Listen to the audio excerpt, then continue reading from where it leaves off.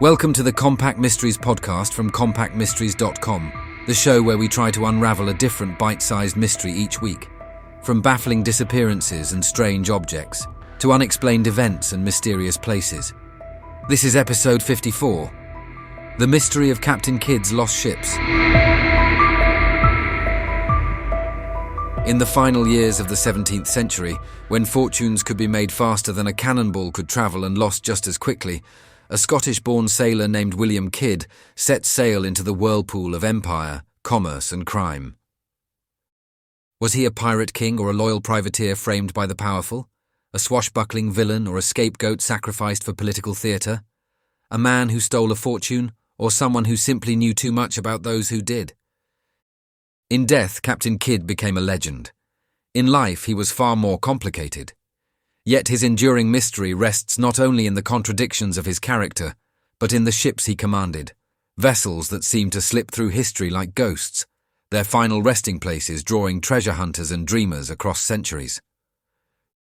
Two ships form the heart of this mystery, the Adventure Galley and the Quedar Merchant, one a wonder of naval engineering built for pursuit, the other a captured prize whose riches sealed Kidd's fate. Their stories are intertwined with betrayal, fear, and the eternal question of where the truth of Captain Kidd really lies. William Kidd was not born to be a pirate.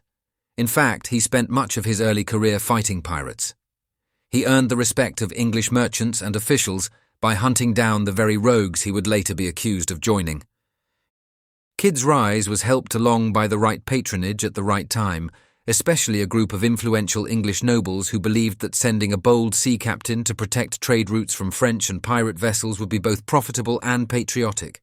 What could possibly go wrong? Plenty. Kidd accepted the mission under a commission that allowed him to seize any enemy of the crown and share the spoils with his backers. It seemed a straightforward way to grow rich while defending England's interests. With political blessing secured and enthusiasm running high, Kidd received command of a custom-built ship that would make even a seasoned seafarer grin. The Adventure Galley was an engineering marvel for its time, a hybrid vessel with both sails and banks of oars. This meant she could keep moving even when the wind refused to cooperate, making her ideal for chasing down pirates who relied on light and nimble ships to escape capture. Armed with heavy guns and crewed by men hungry for prize money, she sailed from London in 1696, bearing the hopes of powerful investors and the nervous loyalty of her captain.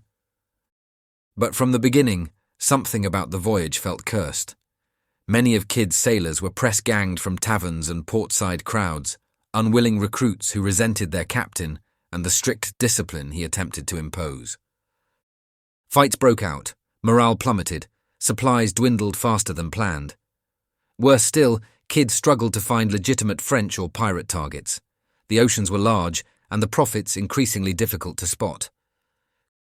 Crewmen muttered that their captain was too timid. They were itching for loot, and Kidd's patience was not patience in their eyes. It was weakness. Tension boiled. Then fate delivered the moment upon which Kidd's entire legacy and the mystery surrounding his ships would turn.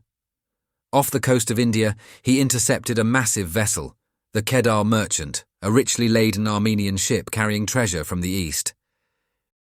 In Kidd's view, she was a lawful prize.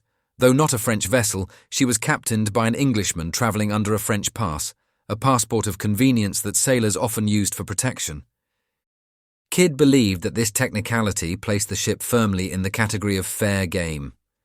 Many historians since have argued that this decision was reasonable, supported by his commission. Others say Kidd knew exactly how risky it was. Regardless, the capture brought a sudden change to Kidd's fortunes. Gold, silk, spices, and other precious goods filled her holds, wealth beyond anything his restless men had dared to imagine. They erupted in celebration, convinced that their voyage had finally paid off. Kidd renamed the ship the Adventure Prize, sent the unhappy Adventure Galley limping after him as best she could, and made for safe haven. But while Kidd celebrated, his enemies were already sharpening their knives. Rumours reached England, painting him as a pirate running wild, taking ships that belonged not to enemies but to allies and merchants whose losses echoed in the counting houses of London. Kidd's backers, fearful that they might be implicated in acts of piracy, were swift to distance themselves. Influential figures who once toasted Kidd were now prepared to sacrifice him to protect themselves. Meanwhile, the adventure galley, once a proud and clever predator of the waves, was dying.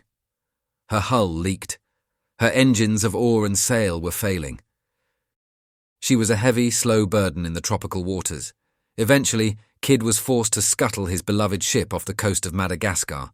One of the most innovative warships of the century slipped beneath the water, lost to time and speculation. Were coins hidden in her timbers? Did Kidd bury a portion of his treasure before sending her to the deep? The stories say yes, and treasure hunters have listened closely ever since. With the crew now sailing aboard the Adventure Prize, Kidd made for the Caribbean, hoping to clear his name and present the captured ship's papers as proof of his innocence. But whispers followed him like vultures. Flags changed colours too easily at sea, and those who had accused Kidd of piracy were influential men who made sure the accusations stuck.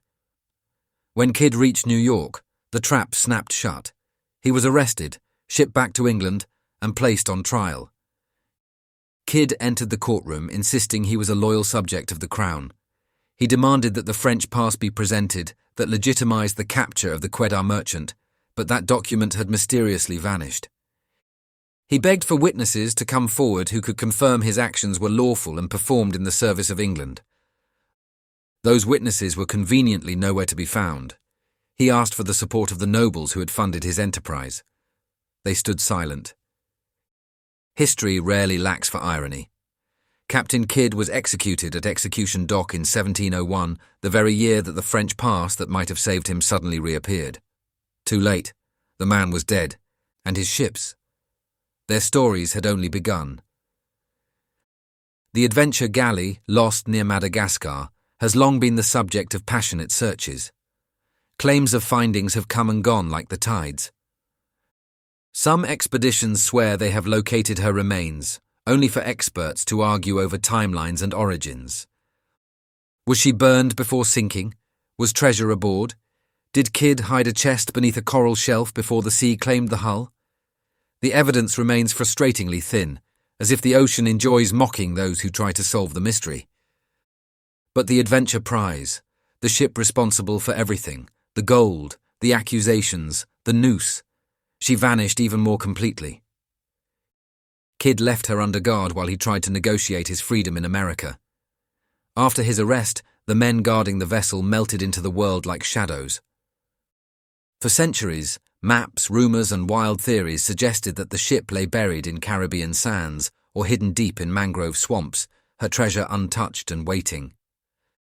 Then, in 2007, divers working off the coast of the Dominican Republic spotted something remarkable: the remains of a 17th-century shipwreck nestled beneath clear blue waters. Cannon style and hull construction matched descriptions of the Quedar merchant. Bronze guns bore markings consistent with Kidd's era. It seemed the mystery had finally spat out an answer. At long last, a named shipwreck with roots deep in Kidd's tragedy was found not in the Caribbean's wild frontier, but almost casually resting near the shore of Catalina Island, visible even to snorkelers who dare to float above history. An archaeological analysis published in 2016 concludes that the wreck very likely is the Quedar merchant. The material remains a line with written records, including its construction, armament, ballast and anchors, well enough for scholars to accept the identification. Importantly, the wreck shows no signs of large-scale looting. Despite centuries of treasure hunters scouring the area for legends, the site remained remarkably intact until its scientific investigation. Despite the positive identification, not everything about the wreck is intact or known. The upper hull structure, such as decks, masts and rigging, has not survived. This is not unusual for wooden ships that sink shallow and long ago. Wood decays, marine consumption degrades, and storms tear apart exposed timbers. The cargo hold, where in 1699 the ship may have carried valuables, appears to be empty of gold or silver treasure. The archaeological team concludes that any movable cargo was likely removed long ago, either by Kidd's men, other scavengers, or subsequent looters and locals. So the discovery has raised fresh questions. Had Kidd ordered the ship stored there for safekeeping? Had his men sold portions of the cargo and abandoned her? Or had nature simply ended the story, dragging the vessel beneath the waves during a storm no one recorded? And yet, even now with a location confirmed, doubt lingers around the edges of the story like mist over a harbour. Were all the riches removed before sinking? Did Kidd squirrel away another stash in some secret cove? Was there a hidden vault that only those with a forgotten map can uncover? Legend has a way of filling silence with treasure, and silence is something the sea knows how to provide. Captain Kidd's mystery lives on because it embodies a perfect storm of human flaws and dreams. It is a tale where justice is uncertain, where paperwork decides life and death, where oceans conceal evidence better than courts reveal truth. Kidd wanted to be a respectable man, to climb the ladder of society, to serve the crown, and to grow wealthy doing so. Instead, he achieved immortality by falling from that ladder directly into folklore.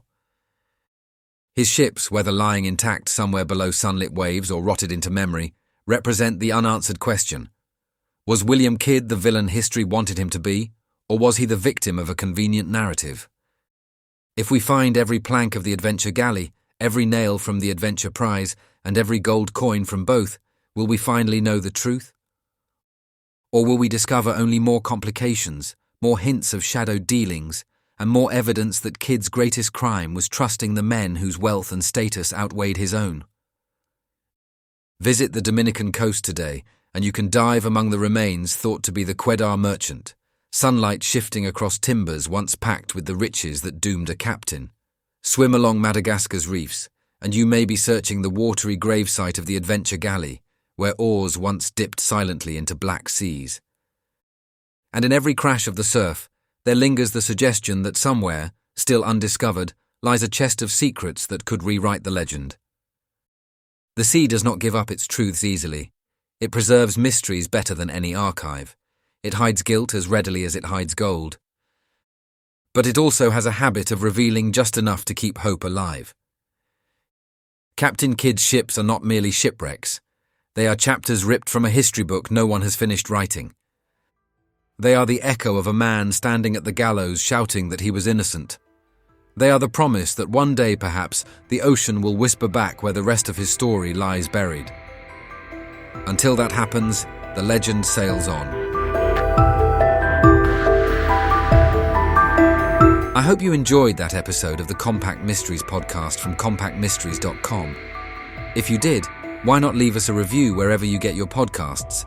And while you're there, don't forget to subscribe so you don't miss any future episodes. If you would like to support us more directly, please consider buying us a coffee. Head on over to compacthistories.com/mysteries coffee to see how. Also, please check out our other Compact podcasts. You will find them all at compacthistories.com. Thanks for listening, and I'll see you next time.